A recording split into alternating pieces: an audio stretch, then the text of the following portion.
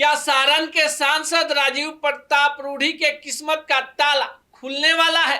क्या 20 तारीख को सिवान के जसौली में प्रधानमंत्री की आयोजित रैली में राजीव प्रताप रूढ़ी प्रधानमंत्री के बगल वाली कुर्सी पर बैठेंगे?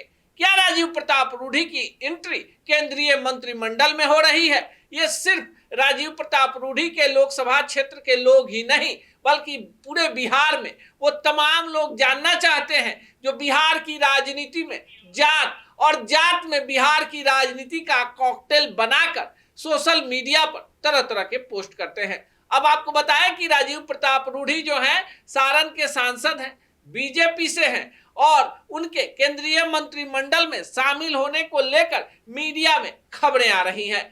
खबर है कि बिहार से राजपूत कोटे से बीजेपी के 3 सांसद होने के बावजूद किसी को भी केंद्र में मंत्री नहीं बनाया गया है। साथ ही साथ बिहार के जातीय समीकरण को बराबर के तराजू में तौलने के लिए बीजेपी को लग रहा है कि अब राजपूत मतदाता वहां से भाग सकते हैं। इस कारण से अब राजीव प्रताप रूढ़ी पर बिहार विधानसभा चुनाव 2025 के पहले दांव लगाया जा सकता है। मीडिया सूत्रों के अनुसार राजीव प्रताप रूढ़ी को अहमदाबाद विमान दुर्घटना के बाद से ही अगले नागरिक उड्डयन मंत्री के रूप में देखा जा रहा है। राजीव प्रताप रूढ़ी इससे पहले भी एविएशन मंत्री रह चुके हैं और उनका कार्यकाल काफी बढ़िया रहा है। राजीव प्रताप रूढ़ी कमर्शियल पायलट है और उस विभाग के बारे में काफी बेहतर जानते हैं। आपको बताएं कि राजीव प्रताप रूढ़ी से पहले चर्चा आरा से चुनाव हार चुके पूर्व केंद्रीय मंत्री आरके सिंह की थी कि उन्हें राज्यसभा भेजा जाएगा और फिर केंद्र में राजपूत कोटे से बिहार से मंत्री बना दिया जाएगा।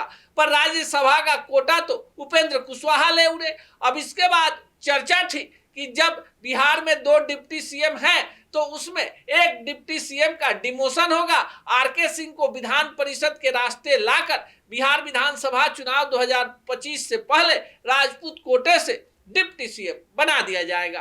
पर यहां पर भी कुछ ऐसी पेच फंसी कि मामला क्लियर नहीं हो पाया। चर्चा तो जनार्दन सिंह सिग्रीवाल को बिहार भाजपा के प्रदेश अध्यक्ष के रूप में बिठाने की भी थी। अब बिहार के अगर राजपूत पॉलिटिक्स को समझना है तो इतना ही समझ लीजिए कि बिहार में यादव सांसदों के बाद सबसे ज्यादा राजपूत सांसद हैं।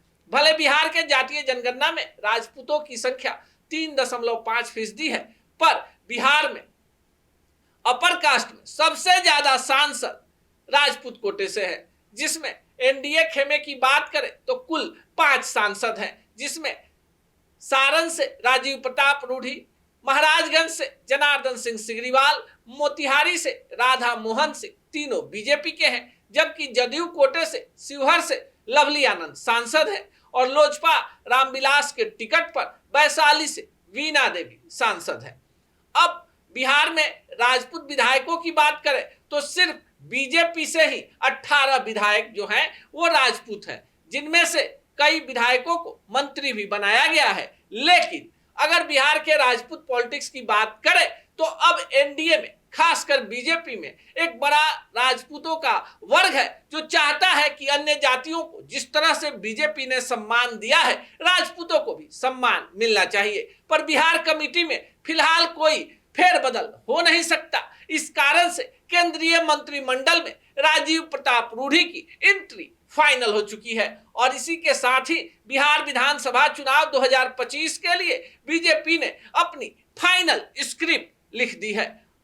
राजीव प्रताप रूढ़ी की चर्चा होते ही सारण के उस सांसद की चर्चा शुरू हो जाती है जिसे मोदी कार्यकाल 1 में केंद्रीय मंत्री बनाया गया था और उसके बाद उनका डिमोशन हो गया। लेकिन उसके बाद के लगातार 2 लोकसभा चुनावों में राजीव प्रताप रूढ़ी, चंद्रिका राय और रोहिणी आचार्य को चुनाव हराकर चुनाव जीतने में सफल रहे। राजीव प्रताप रूढ़ी का अपना रुतबा है, अपना प्रभाव है। बाकी आप क्या सोचते हैं कमेंट बॉक्स में जरूर बताएं।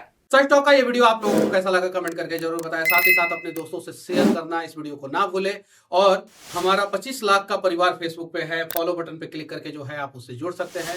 यूट्यूब पे भी लगभग 25 लाख का परिवार है हमारा, उस पे भी जो है सब्सक्राइब बटन पे क्लिक करके आप जुड़ सकते हैं। साथ ही साथ इंस्टाग्राम और ट्विटर पे भी जो है आप फॉलो करना ना भूलें, तब जाके जो है आपको वीडियो का नोटिफिकेशन सबसे पहले मिलेगा। जय हिंद।